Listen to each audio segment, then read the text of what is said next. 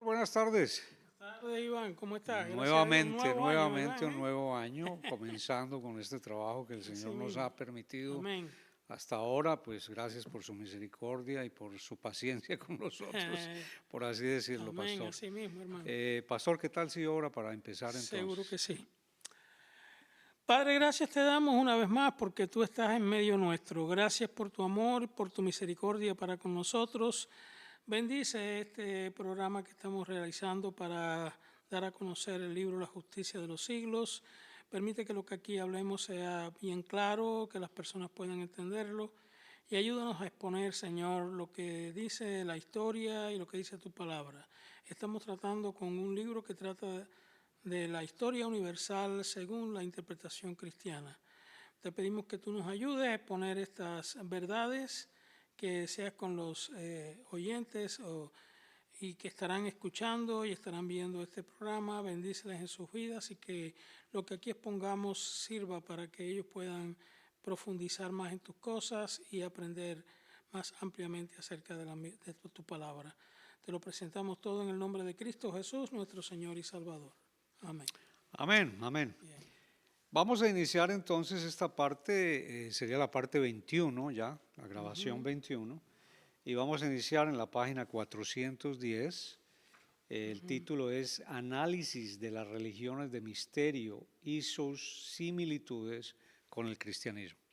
Para iniciar, voy a hacer una introducción. Hagamos una introducción leyendo los 4 párrafos primeros, ¿no? Para que entremos en el tema. Sin embargo, Iván, querría hacer un pequeño repaso de lo Claro. que está antes en las páginas 407 en adelante. Ok. Aunque podemos entrar en materia ya en la 408, estamos hablando de religiones paganas y bueno, las religiones paganas tienen que ver con Zeus, Júpiter, eran los mismos dioses. Cuando uno se pone a mirar todo lo que es la La mitología. mitología de ese tiempo, incluso si tú vas al África negra, Ok. es la misma estructura religiosa. Y así vas a Escandinavia, a los países, a Suecia, Noruega, en aquella época pues no se conocían con esos nombres, pues, también es la misma estructura. Okay. Allá en Noruega el padre de los dioses se llamaba Odín, en Alemania se llamaba Botán, en África pues era Babalu Ayé o Sarabanda, Yemayá, etcétera, etcétera, que de ahí surge la santería La santería. cubana posteriormente, pero todo es lo mismo. Es un Dios que crea dioses, que está casado con una diosa y crea dioses, creador de dioses, y cada dios pertenece a cada dios o deidad es el dueño de algo o es el protector de algo, del río, de las montañas, del viento. Por ejemplo, en la mitología griega, Eolo, el dios de los vientos. De los vientos. Por eso cuando oímos decir vientos eólicos, Sí, es decir, sí. vientos que son Tiene su tremendamente... origen, ¿no? Exactamente. Pero esa era lo que era la estructura que Satanás y los demonios crearon para que la gente tuvieran interpretaciones falsas de lo que era la deidad, ¿no? Y sabemos que todo esto está ligado con demonología, Correcto. con la cuestión de los ángeles caídos y demás. Sin embargo, surgió ya muy antiguo, incluso en Egipto, en Mesopotamia, lo que se llamaron las religiones de misterio. Correcto. Sí. Las religiones de misterio. Estos cultos mistéricos estaban elaborados para mentes más refinadas, para personas que no se conformaban con una explicación simple de la naturaleza o de las deidades, sino que querían profundizar más en las cuestiones espirituales. Cuando tú ves esta cuestión de los cultos mistéricos, de hecho no es más que un espiritismo refinado. Okay. Un espiritismo. Todo eso se puede catalogar en el rubro de espiritismo, pero de diferentes ángulos, ¿no? Por ejemplo, en Egipto existía el culto a Isis. Sí. Isis, la hermana de Osiris, al que había sido asesinado por Set. En la primera parte del libro se puso eso. Y en Egipto existía la tradición de que los faraones se casaban con sus hermanas. Y eran las hermanas las que determinaban prácticamente quién era el faraón. Entonces, la mitología de Isis está basada precisamente en eso, en que Isis busca el cuerpo despedazado de Osiris, lo une y lo resucita en el inframundo. Por lo tanto, Osiris se convierte en el dios del inframundo o de los infiernos. ¿Ves? Pero Isis se convirtió posteriormente en una deidad mistérica. Okay. O sea, tenía que ver ya con una cuestión de profundización espiritual que unía al individuo con el Dios, ¿verdad? En los tiempos griegos estaba Dionisios, que para los romanos era Baco. Este era un dios borrachón que se daba sus buenas humas, como decimos nosotros, pero al mismo tiempo pues predicaba moral y una ética espiritual. Fue conocido en otras regiones de Grecia como Orfeo, y viene de una expresión, de una palabra griega, arfa, que quiere decir el que salva o cura a través de la luz, o el que trae la luz. Entonces, este Orfeo, pues, murió despedazado, Dionisio murió despedazado, es el mismo Dios, pero en un lugar le decían Dionisio y en otro le decían Orfeo, ¿verdad? Murió asesinado por Hécate, por unos canallas enviados por Hécate, que lo que significan en la mitología es el estado de brutalidad en el ser humano o de no comprensión de las cosas espirituales. Y existía el muy famoso mito de Atis y la Gran Madre, que era conocido también en partes de Asia Menor y de Grecia como Adonis. Adonis, sí. Y también Apolos. Atis era un mancebo, un efebo. Efebo quiere decir bello como el sol. Y entonces la diosa Cibeles, que en un lugar se llamaba Cibeles, en otro lugar se llamaba Ceres, de ahí viene la palabra cereal, era la diosa de la agricultura. Entonces ella se enamora de Atis y quiere tener relaciones íntimas con Atis. Pero Atis era puro, era casto. Entonces él, ¿qué hace? Cibeles, ¿qué hizo? Pues le negó la productividad a la tierra. La tierra no produjo por varios años, entonces la gente se estaba muriendo de hambre. Entonces Atis, para conservar su virginidad, vamos a decir así, él se puso en un árbol de pino, se amarró a un árbol de pino y se emasculó, o sea, se castró. Y lanzó sus testículos a la tierra como una ofrenda para Cibeles. Cibeles, emocionada y conmovida por el acto de Atis, pues le devolvió la fertilidad a la tierra. Y de ahí viene la ceremonia del árbol de pino y de los adornos, todo eso. Y estaba también el culto a Mitra, que era un dios guerrero persa, el cual había peleado con el toro destructor y lo había dado muerte, pero en el combate también había muerto Mitra, ¿verdad? Y todos estos dioses tenían un concepto, un sentido de espiritualidad más profunda, que las personas se entregaban, se consagraban al Dios y se convertían prácticamente en uno con el Dios. Es interesante decir, por ejemplo, que aquí en la página 409, los misterios de Mitra se celebraban en cuevas y eran precedidos por una comida ritual donde se entregaba una hostia a cada participante.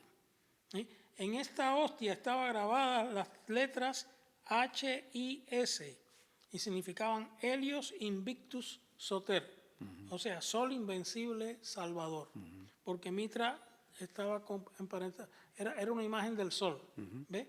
Es fácil aquí reconocer el origen de la hostia católica, que tiene las mismas letras de la hostia mitraica. Por supuesto, la Iglesia Católica Romana le cambió el significado por Hijo Salvador Invictus. ¿Ve? Es el origen de la hostia católica. Ok, ahora podemos entrar. Ahora, entonces, sí. Muy bien, porque con eso nos da la entrada perfecta al análisis de las religiones de misterio y sus similitudes con el cristianismo, página 410. Salta a la vista que existen muchos puntos de contacto entre las religiones mistéricas y el cristianismo. Los liberales y racionalistas interpretan que el último es una fabulación, o sea, referente al cristianismo, ¿no? Una construcción fantástica, entre comillas, entre paréntesis, perdón, de aquellas. Rudolf Bultmann, un teólogo protestante liberal del siglo XX, intentó desmitologizar el cristianismo y entresacar de la madeja de mitos al verdadero Jesús histórico. El resultado fue un bulmanismo, entre comillas, un cristianismo estéril que convertía a Jesús en un mero hombre y a su movimiento, a la postre, en un fracaso consonado de un crucificado que había terminado en la ignominia. Bultmann llegó a declarar que no creía en la resurrección de cadáveres, entre comillas. De hecho, realmente no sabemos qué es lo que creía, entre paréntesis. Ya volveremos enseguida a los escritores liberales y racionalistas, pero antes debemos aclarar algo. Hemos utilizado la palabra mito para referirnos a los cultos mistéricos o esotéricos. A esta palabra hoy se le ha dado la connotación de mentira. De ninguna manera significa eso. Quien interprete un mito como una mentira crasa está fallando en la comprensión de su significado y ese es, sin lugar a dudas, el primer fallo de liberales y racionalistas. La palabra mito, del griego mistos, quiere decir velo. La idea proviene del culto de misterios de Eleusis. Viene un pie de página, Eleusis, santuario de la antigua Grecia, donde se celebraba el culto a Perséfone, Demeter y otros. Por cierto, entre paréntesis, Perséfone era la esposa de Hades. Ahí está. O sea, que era el dios del inframundo. Tiene relación. Griego, ¿no? En el Sí, sentido griego. correcto. O sea, que era una diosa infernal. Infernal, inframundo. Donde los iniciados ponían sobre sus cabezas un velo largo y negro, significando con ello que habían entrado en un estado de conciencia superior que les desvelaba, entre comillas, entre paréntesis, les quitaba el velo de los misterios de la naturaleza y de los dioses. Ponía supuestamente a los iniciados en contacto con esferas superiores de conciencia que les descubría los misterios del cosmos. Finalizada la ceremonia, al caer el velo, desvelo, entre paréntesis, los iniciados estaban en capacidad de saber lo que el resto de los mortales, incapaces, no podían o no sabían. Podemos decir entonces que el término mito, como mentira, crasa o absurda, no es más que una elaboración de los racionalistas que no ven más allá de sus narices. Los cristianos sabemos que detrás de estos cultos mistéricos y paganos se esconden fuerzas muy oscuras que no responden al Dios de la verdad. Véase 1 Corintios 8:1-6 y Efesios 6:11-12. Los cristianos sabemos que los mitos no son mentiras crasas, sino verdades muy patentes en la vida de este mundo de pecado, dominado por Satanás y sus huestes de demonios. Hay que estar verdaderamente ciegos para no darse cuenta que fuerzas muy macabras actúan en el mundo de hoy, a cualquier nivel de la sociedad, al igual que ocurría en el mundo antiguo. La maldad, el pecado, la guerra, la mentira y la falsedad son cosas del diario vivir del ser humano. No es algo que está en la luna o en algún otro planeta. Pero como dice un famoso aforismo, no hay peor ciego que quien no quiere ver. Así que cuando usamos la palabra mito, no estamos significando una mentira, sino una verdad que está escondida detrás de un velo. Y hay un pie de página que dice, yo creo, el autor cree, que debemos desmitologizar a Bultmann. Así que, pastor, Sí. ahí está el camino abierto. Cuando yo le dije esto a una profesora en el seminario en Nueva York, se quedó con los ojos cuadrados. Ni ella misma había pensado eso. Y una mujer muy, muy, muy intelectual. Okay. Sí, esto... ¿Qué es lo que quiero decir yo con esto? Que Bullman, en su racionalismo, su teología racionalista, niega todo prácticamente lo que es espiritual. Y si tú niegas la resurrección de Cristo, estás negando la verdad central del cristianismo. Ok, en la mentalidad actual de los racionalistas, de los liberales y de toda esta gente que niegan la revelación, como una vez yo tuve una discusión con mi hermano cuando mi hermano no era creyente. Hoy en día él cree en Dios, no ha dado el paso de ser cristiano, pero por lo menos cree en Dios y era ateo, criado en el ateísmo. Y me decía, yo no creo en revelaciones. Eso fue lo primero que me espetó cuando estábamos conversando sobre eso. Y entonces yo le dije, yo no puedo creer en un Dios que no se pueda revelar. ¿Cómo yo voy a creer en un Dios que no se me puede revelar? A mí se me revela no solamente a través de la palabra, sino también a través del Espíritu. ¿Ves? Y se me revela a través del Espíritu y a través de su palabra. ¿Ves? Entonces, y además que se revela en muchas cosas, porque nosotros siempre existe una revelación natural. Correcto. La naturaleza clama la existencia de un creador. Entonces, pero los hombres en su ceguera espiritual no tienen ojos para verlo, que es lo que vamos a ver después más adelante, ¿verdad? Entonces, por eso clamamos aquí en mito. Hoy en día dicen, no, mito es una mentira crasa, una mentira absoluta. Eso es una falsedad, eso es una falta a la verdadera génesis del concepto de mito o mitología. Para un hombre actual, mitología era una serie de cuentos que inventaron los griegos, los romanos, los egipcios, etcétera, etcétera. Pero no, la mitología, mito, como aquí dice, mitos, significaba un velo. Un velo. La gente se ponía un velo. En aquel tiempo no era un velo así como se ponen otras las mujeres hoy en día que se lo ponen, sino que cubría todo el cuerpo. Era parecido a una burka. ¿Ves?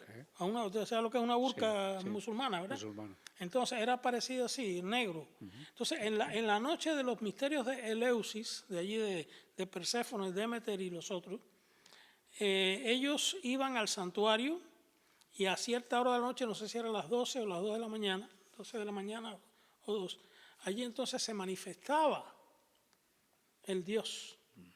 Se manifestaba Perséfone, se manifestaba Demeter, Dionisio, etc. Y esto no era más que una manifestación diabólica. ¿Ves? Como pasaba después, por ejemplo, en los aquelarres que se hacían en la Edad Media, que se les aparecía el diablo. Entonces ponían una cruz en el piso, y eso posiblemente se sigue haciendo hoy en día, muy oculto, pero se sigue haciendo. Ponían en los montes, y es que qué interesante esto con lo que dice la Biblia, los dioses que se manifestaban, los baales, que se manifestaban en los montes. Y entonces allí ponían una cruz, en la Edad Media era eso, y allí el diablo se aparecía y defecaba encima de la cruz. Y entonces se producía una misa negra, donde se desacralizaba todo lo que Cristo había hecho por la humanidad. Entonces, todo eso es puro diabolismo, ¿no? Puro satanismo. Entonces, esto era lo mismo en la antigüedad, lo único que en la antigüedad era más descarado que lo que se hace hoy en día. No se pensaba en un Cristo ni en un solo Dios. La humanidad, el mundo estaba dividido entre muchos dioses, que eran los que siempre creían en un Dios principal, creador de otros dioses. Y entonces, cuando esa manifestación ocurría, ellos entonces se unían cósmicamente al Dios y recibían una serie de revelaciones que les daban poder. Y eso es lo que pasa hoy en día, por ejemplo, con los Rosacruces, los masones. Y masones en cierta rama, no todos los masones llegan a ese nivel. Y también con los teósofos, que son todos esos, esotéricos, o sea, cultos de esoterismo quiere decir un culto cerrado, algo hermético, algo que nadie puede entender. Si tú no eres iniciado, no puedes estar en eso. Y entonces todo no es más que herencia de lo mismo, ¿ves? Y todo no es más que espiritismo, puro espiritismo, sublimado, ¿ves? Un espiritismo sublimado, refinado. para satisfacer las emociones y el criterio, la mentalidad de las personas que tienen un nivel intelectual superior del común denominador de la gente. Y debemos tener en cuenta que una cosa es espiritismo y otra cosa es espiritualidad. No lo podemos confundir, ¿no? Obviamente. Claro, existe el espiritismo burdo. Sí. Espiritismo que para todos los niveles hay, ¿no? El espiritismo burdo, que es ese que tú ves en la calle, pero este es un espiritismo más refinado, más profundo. Hasta el punto que un Rosacruz, escúchame esto, un Rosacruz pone una máscara, le mandan a poner una máscara roja en un lugar, acá. ¿Ves? Aquí no hay nadie, hay una silla. Y aquí hay una máscara roja. Y tú estás allí con una máscara negra. La máscara está puesta encima de la mesa. Tú estás allí sentado. Entonces tú quieres consultar a tu guía espiritual y tú te sientas allí y tú le preguntas. Y a través de la máscara te habla. Oh. ¿Quién que te está hablando? ¿Un muerto? ¿Un presunto guía espiritual? Está hablando de un demonio. ¿Ves? Que se está haciendo pasar por ese presunto guía espiritual. Yeah. ¿Ves? Y así, el lamaísmo, todo eso, todo eso del Tíbet y eso, todo eso, lo mismo. El diablo no ha hecho más que pintar diferentes imágenes, o sea, una misma imagen con diferentes pinturas. Wow. Pero hay que precisamente, lamentablemente el pueblo cristiano está en ayunas con relación a esto. Hay mucho desconocimiento. Y exactamente, y entonces pueden confundirlo, ¿ves? Sí. Se puede prestar para confusión.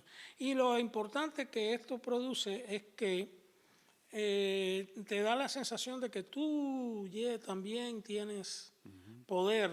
Tú llegas a tener poder para controlar a otros, para imponerte a otros, para, tú sabes, te mandan a visualizar, a hacer visualizaciones, para crear mentalmente una forma o algo que tú quieres lograr. Y esto no es más que demonología, pura demonología. Obviamente los ángeles tienen poder y pueden hacer cosas tremendas, ¿no? Pero es interesante saber que nosotros luchamos contra todo esto, negamos todo esto, lo condenamos en el nombre del Señor Jesucristo, pero ese es el origen de los cultos mistéricos y es lo que buscaban esa gente en ese tiempo y lo que todavía mucha gente busca a través de este tipo de cultos y demás, ¿no? Y además, por eso es interesante y bueno definir lo que es un liberal y definir lo que es un racionalista, para traerlo al contexto actual. Claro, ¿no? claro. Bueno, el racionalista es un liberal, pero no forzosamente tiene que ver nada con religión. Okay. Cuando hablamos de liberal en religión, estamos hablando de una persona que no se somete a ningún cuerpo doctrinal, sino que es un libre pensador en religión, en materia religiosa. Hay muchos escritos liberales y hay iglesias que son liberales. Y entonces, fíjate, ¿qué es lo que piensan ahí? Yo no sé. Porque lo que dice la Biblia en ese caso para ellos es secundario, no tiene la... Porque somos tan liberales. En ese sentido hay un paralelismo entre lo que es ser un liberal religioso y lo que es la Iglesia Católica. La Iglesia Católica tiene la Biblia, pero la Biblia está en un segundo lugar o en un tercer lugar. Lo que dice el Papa y lo que dice el dogma es más importante, y la tradición es más importante que... Sí. Exactamente. Para un liberal, lo que ellos razonan y lo que ellos piensan sobre lo que es la religión es más importante que lo que la Biblia dice. La Biblia, pues muchas cosas de la Biblia pues pertenecen al pasado. Nadie discute que la Biblia pertenece al pasado en cuanto al tiempo. Correcto. Cronológicamente la Biblia te habla de cosas que sucedieron hace 2.000, 3.000 y 4.000 años atrás y 5.000 años también. ¿Ves? Entonces hay que tener cuidado con la mentalidad de esos tiempos. Mucha gente son tan literalistas que no quieren aceptar que hay cosas que pertenecían a aquel tiempo que ya no pertenecen a este.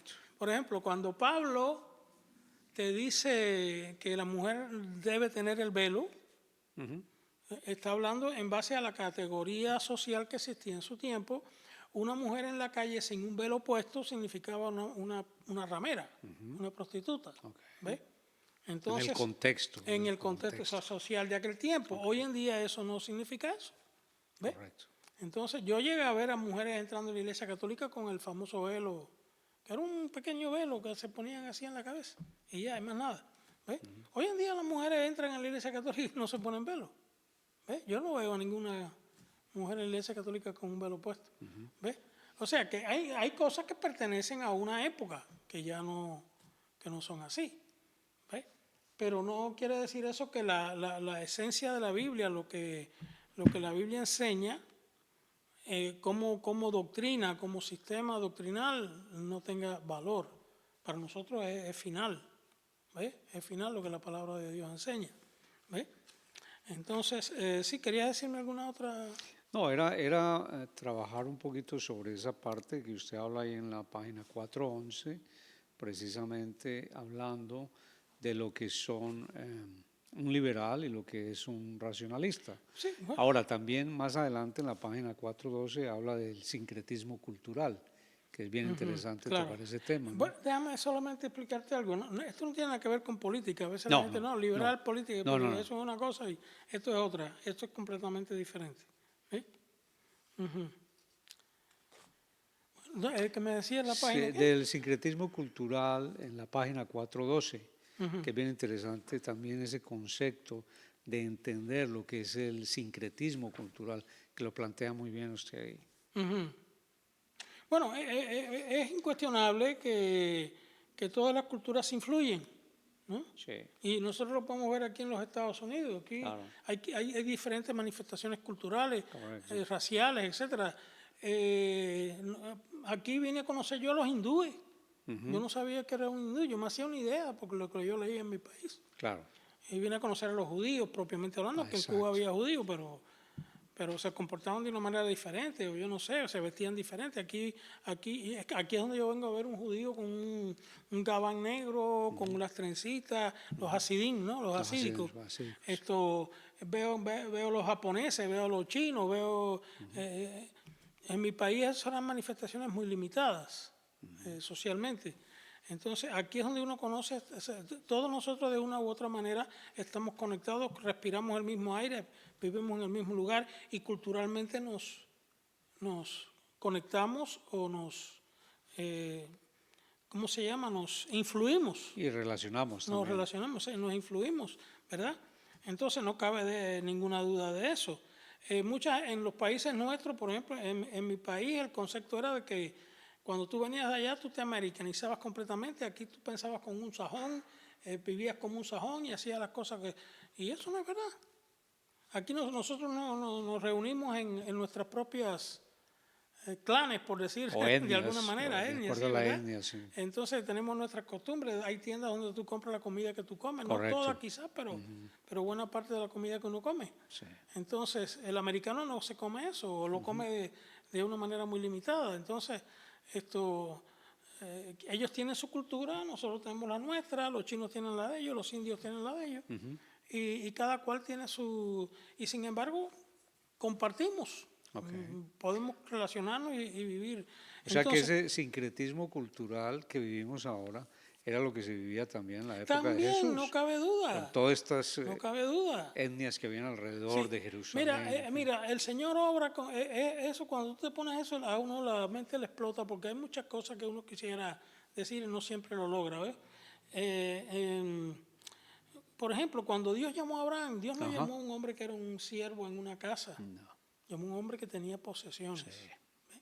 Porque era la única manera de que se podía empezar un pueblo nuevo, ¿verdad? Una nueva nación.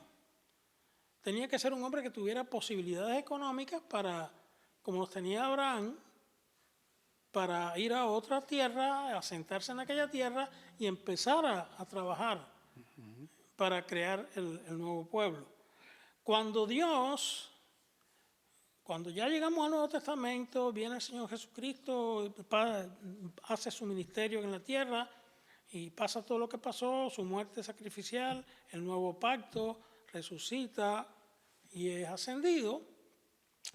Había 11 apóstoles, uno había traicionado y había muerto, ¿no?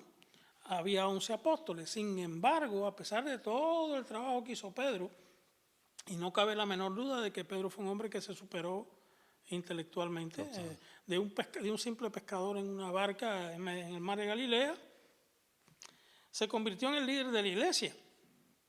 Y seguramente Pedro se ilustró, ¿ves? Se ilustró en todos los aspectos. Sin embargo, tenemos que reconocer que Pedro no fue el más grande de los apóstoles. ¿Quién fue el más grande de los apóstoles? Un hombre intelectual.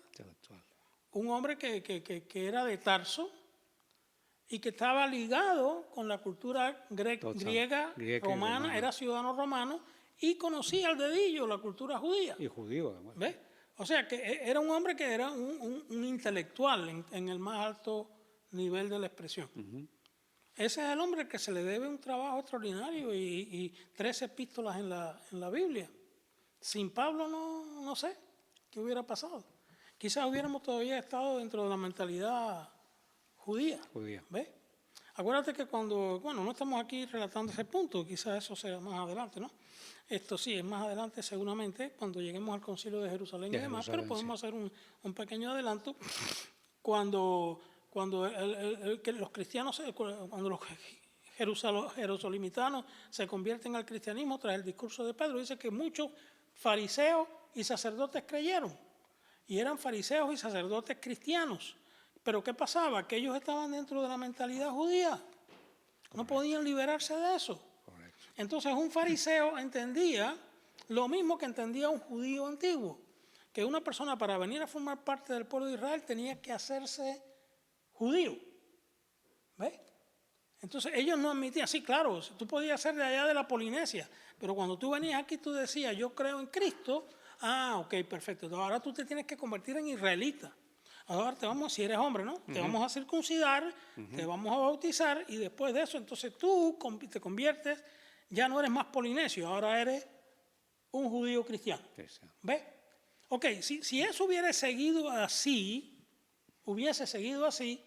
el cristianismo nunca hubiera salido de Israel. Se hubiera quedado en el cascarón religioso judío. Había que ampliar eso y el hombre que hizo eso fue Pablo.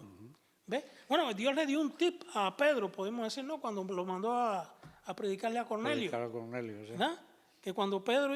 Yo tengo una teoría sobre eso, yo no puedo claro, ponerle el cuño ni firmarlo porque realmente la Biblia no dice eso. Yo creo que en Pentecostés dice que los apóstoles le hablaban a la gente en su propio idioma. Sí. Todos lo entendían en el idioma de ellos.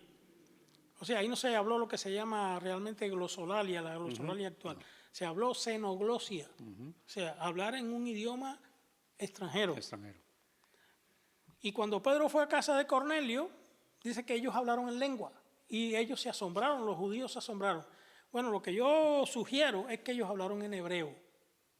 Los romanos hablaron en hebreo antiguo. Y era la única manera, pienso yo, sin demeritar a quien piense otra cosa, la única manera que un judío cerrado como Pedro podía entender que esa gente había recibido el Espíritu Santo. Sí. ¿Ves? Y por eso él dice, bueno, y esa gente han recibido el Espíritu Santo, ¿no? ¿Quiénes somos nosotros para impedirle que ellos sean bautizados? Sí. Y los mandó a bautizar. Bueno, eso es una teoría, no puedo pero afirmar. Tiene sentido. Claro que tiene lógica. Y volviendo a la acción de Pablo, él mismo lo dice en alguna parte, como perito, arquitecto, ¿sí? Hay cómo se construye. Exactamente. Para construir la iglesia del Señor. Claro. Entonces es muy claro. El pueblo continúa. Pero no cabe la menor duda de que Dios necesitó un hombre del calibre intelectual de Pablo para poder hacer que la iglesia se expandiera. O sea, que ese sincretismo es precisamente la unión, la relación entre varias culturas. Culturas, por supuesto. Y de ahí, exacto. Nadie puede negar que no tiene influencia de otra cultura. Correcto, todos lo tenemos. Todos lo tenemos. Sí, todos lo tenemos. Es bien interesante ese concepto del sincretismo cultural que ahora en este posmodernismo pues lo vivimos también. Entonces hay que entender muy bien eso, ¿no? Ahora, en la página 413 habla de líneas o posiciones con relación a Dios,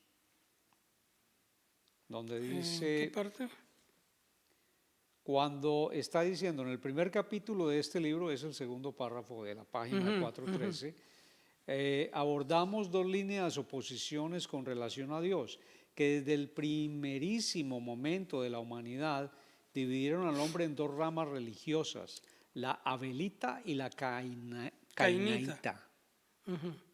Eso es bien bueno. Sí. Bueno, aquí ya entramos en la materia propiamente bíblica, ¿verdad? Sí. Abel, bueno, la línea abelita después se volvió setita. Chetita, sí. Y de setita se volvió semita. ¿Ve? Nosotros podemos, a través de lo que la Biblia enseña, es interesante que primero trata de la genealogía de Caín. Correcto. Dice que Caín se fue al este, allí procreó, fundó una ciudad. Ese concepto de ciudad hay que tomarlo con ¿cómo se llama? Con tachuela, porque el concepto de ciudad no era el que existía en aquella época. Lo primero que surgen son comais, que son pequeñas aldeas, que no estaban rodeadas por ninguna empalizada ni nada de eso. Una ciudad, y de ahí viene la idea de civilización, una ciudad es cuando ya hay una cantidad mayor de personas o clanes que estaban conviviendo de diferentes familias y se crea un muro. De ahí viene el término civitas, que es de donde viene la idea de civilización. Y es donde comienza, civilizado en primera instancia, es una persona que vive dentro de una ciudad. Dentro de una ciudad. Punto.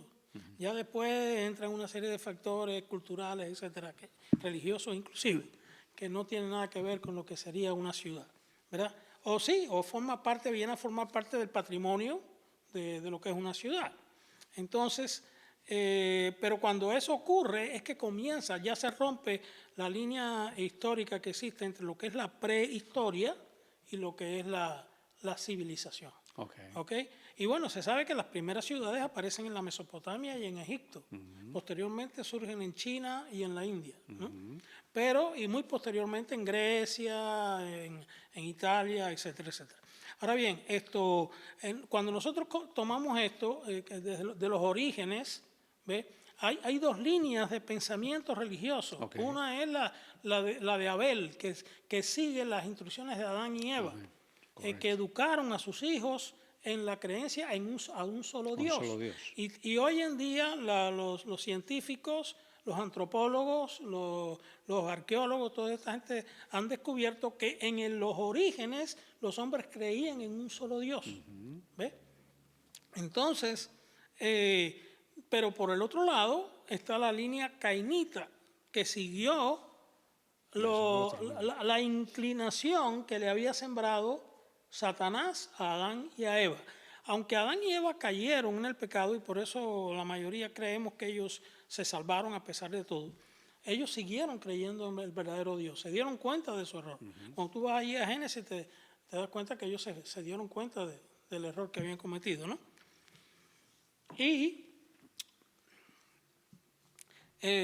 Pero sin embargo, uno de los hijos de ellos, Caín, que fue el primero, siguió la línea diabólica, la línea luciferina. Entonces, que por cierto, hay una confusión con eso tremendo. Lucifer ya no es Lucifer. Lucifer también es otra expresión parecida a Orfeo, el portador de la luz, el que porta luz. Esto nos dice algo, debemos ir un poquito más allá, como decía el profesor mío, eso es allá en Cuba, en el seminario de Cuba, doctor Ocaña, que nos decía, tienen que hundir un poquito más el martinete, tienen que profundizar un poquito más. ¿Ve? Que esa es la triste realidad que tenemos en nuestras iglesias, la gente no quiere profundizar. No. La gente se cansa, dice, este me quiere quemar las neuronas del cerebro, entonces no quiere estar flotando con un salvavidas. Mientras tú flotes con un salvavidas, tú nunca vas a entender nada. Vas a entender lo básico, pero no vas a entender lo profundo. ¿Ves? Lucifer fue Lucifer hasta que cayó en el pecado. Después de eso se convirtió en diablo y Satanás. ¿Ves? Cuando te dice portaluz, la idea implícita es que él estaba puesto en el Edén, Ezequiel capítulo 28, para dirigir, para guiar espiritualmente a la primera pareja humana. ¿Ves? O sea, él debía hacer que Adán y Eva se convirtieran en seres superiores, espiritualmente hablando. ¿Qué hizo? No, quiso arrogarse la adoración para él. ¿Ves? Es interesante, Ezequiel capítulo 28. Aquí también lo explico en el principio, que ya lo estudiamos. Entonces, esa fue la línea que siguió Caín. Y entonces tenemos dos líneas religiosas. La verdadera, que fue la de Abelita, que después se volvió setita y semita. Y semita, sí. Y la falsa de lo que el diablo inspiró al hombre a seguir. Ahora, con el diablo no solamente cae él, cae una serie de ángeles. En Apocalipsis capítulo 12 te dice, déjame si lo puedo leer para que podamos tener una idea clara sobre esto. Apocalipsis, estamos estudiando el libro de Hebreos. ¿Ah, sí? Es un libro muy bueno, muy bueno. Apocalipsis 12. ¿Qué hora es?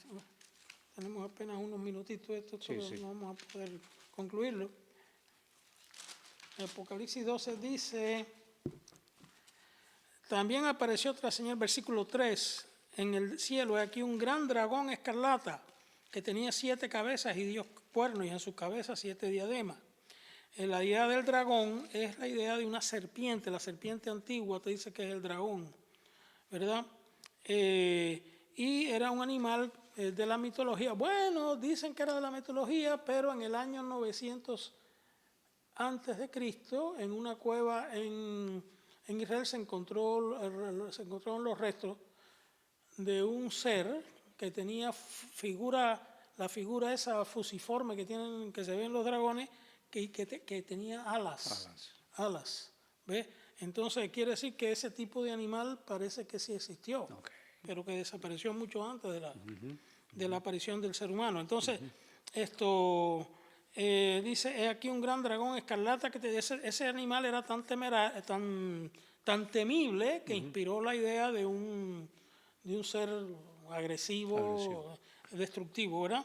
Que tenía 7 cabezas, habla y 10 cuernos, poder, fuerza, poder. En sus cabezas 7 diademas, o sea, eran 7 reyes, ¿verdad? Y verso 4 dice, y su cola arrastraba la tercera parte de las estrellas del cielo y las arrojó sobre la tierra. Esta tercera parte de las estrellas no son más que ángeles. Ángeles, ¿ves? Ángeles que caen. Dice que la tercera parte de los ángeles cayeron en su rebelión contra Dios. A cada ángel de esos había que darle un culto. Y de ahí surge el politeísmo. A cada ángel de esos había que darle un culto. ¿Por qué razón? Increíble. Porque ellos habían caído con Satanás. Exacto. ¿Ves? Ahora ellos van a exigir su parte. Exacto. Y sirven a los intereses de Satanás aquí en la tierra. O sea, Satanás no trabaja él solo. Y alguien podría decir, bueno, si fuéramos a catalogar a Satanás como un trabajador, sería el trabajador más extraordinario que ha existido nunca jamás. Habría que hacer una estatua. Pero el problema es que es un ser espiritual, no se cansa, no necesita descanso. ¿No? Así son los demonios, ¿ves? O los ángeles caídos. Pero a cada ángel de eso había que darle un culto. Entonces, ¿cómo se manifestaron ante la mente del hombre ignorante, del que seguía esa línea cainita, como el Dios del mar, el Dios del cielo, el Dios de la tierra, el Dios del subsuelo, el Dios del infierno? Sí. Exactamente. Sí. Y de ahí surge el politeísmo y toda la idolatría esa pagana que hasta el día de hoy ha llegado. Correcto. Hasta el día de hoy en diferentes formas y manifestaciones. Creo que ya el tiempo se nos está acabando, pero hay algo interesante, es un paréntesis que sería bueno hacer. Es bien interesante que Caín, de acuerdo a lo que conocemos con la tradición hebrea y todo esto, si lo miramos así, Caín sería el primogénito, ¿verdad? El primogénito. Okay. Y Abel fue el segundo. El segundo génito. ¿Será que eso nos trae alguna idea también cuando estudiamos las familias y la genealogía? Bueno, eso tiene cuando mucha tela Jacob, por ejemplo, fue el segundo. Exacto. Eso tiene mucha tela porque en la Biblia. Pero es bien interesante, en la Biblia da la impresión de que se tiende a resaltar al segundo. Sí. Al segundo. Da esa impresión fuerte. ¿Cómo se llama? Jacob. Ajá. Fue puesto delante de Saúl. Correcto. Y también después cuando tú vas más adelante que José, cuando Jacob va a bendecir, en vez de bendecir a Manasés, bendice a Efraín, que era el segundo. El segundo. Y había Es puesto bien las manos. interesante. Sí, al Y por ahí contrario. hay muchas cosas, y al final eso tiene una razón teológica. Cuando tú lees el capítulo 9 de Romanos, te das cuenta que dice que Esaú hace la comparación entre Esaú, yo lo escribo aquí también más Sí, adelante, adelante está. entre Esaú y Jacob, no se me escapó esa, No. entre Esaú y Jacob. Y él compara, Esaú fue el hijo de Abraham, ¿verdad? El primer hijo de Jacob, Ajá, que Esaú. fue llamado Israel, por Dios, ¿ve? Pero, sin embargo, el que fue bendecido fue Jacob. Ok. Pero, a ver, déjame ver. No, fue al De contrario. Isaac. De Estamos Isaac, hablando de sí, Isaac. de Isaac. Isaac. El primero fue Esaú, el segundo fue... Todo le pertenecía por herencia A Esaú. a Esaú. ¿Ve? Pero no, el que fue Pero el que fue realmente- bendecido fue Jacob. Aunque Jacob no ganó nada con la bendición, materialmente hablando, no ganó nada. Él tuvo que salir huyendo. Pero espiritualmente. Pero espiritualmente se convirtió en el ganó todo. heredero de la Sí, promesa. de la promesa, ¿Ve? Por esa línea es que viene la promesa. Eso es lo que está queriendo decir Pablo ahí en Romanos capítulo 9, 10 y 11, que esos tres capítulos hay que leerlos unidos. Es un error leer nada más que el capítulo 11 y punto. No. Esos tres capítulos hay que leerlos unidos para entender todo lo que Pablo está queriendo decir. Entonces, ahí dice que Jacob fue bendecido antes que Esaú. Y entonces hace una comparación entre lo que fue el pueblo original de Israel, en este caso representaba a Esaú, y el segundo pueblo, que es la iglesia. Que es la iglesia. ¿Ve? Entonces, lo que la gente no entiende y sigue discutiendo, y que llegan a decir los disparates esos que dijo el Haggai, de que Cristo rechazó al pueblo, que no fue el pueblo que rechazó a Cristo. Esto es un disparate completo que no resiste ni la más mínima vista de la Biblia. Okay. Está claro, a los suyos vino y los suyos no le recibieron. Lo recibió una pequeña parte del pueblo, no la mayor parte. Entonces, ese pequeño parte del pueblo que recibió al Señor se convirtió en el remanente de Israel. O sea, el Israel de aquella época. Es tan amplio esto, Iván, y por supuesto ya estamos en el tiempo, pero es tan amplio esto que nunca nos damos cuenta realmente del asunto. El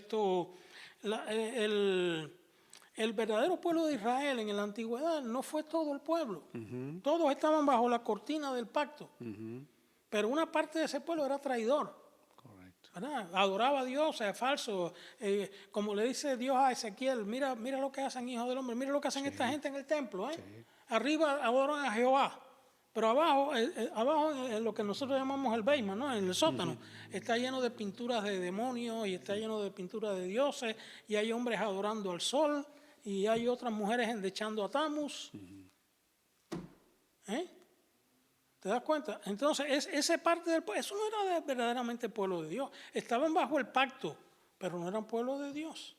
El verdadero pueblo era el que creía, el que guardaba la ley, o el que intentaba guardarlo. En el Nuevo Testamento es exactamente lo mismo. Un grupo pequeño es el que realmente es pueblo de Dios. Pueblo de Dios. Así que tenemos que entender a Israel como un concepto espiritual. Amén. No como un concepto nacionalista, como hacen los dispensacionalistas. Exacto. Y esta gente. ¿Ves? Porque están fallando. Esta gente no son creyentes. La mayoría de los judíos que están allí no son creyentes. Ahora hay judíos cristianos allí. ¿Ves? Esos son el verdadero Israel de Dios. Junto con la iglesia, conforman el nuevo Israel. ¿Ves? Entonces, y es lo que dice no, fajado por un pequeño pedacito de terreno allí en Palestina y en una guerra a muerte que no se acaba nunca, porque esto que estamos viendo ahora no es más que el episodio continuado de las guerras que hay entre Israel y los palestinos y toda esta gente, ¿verdad?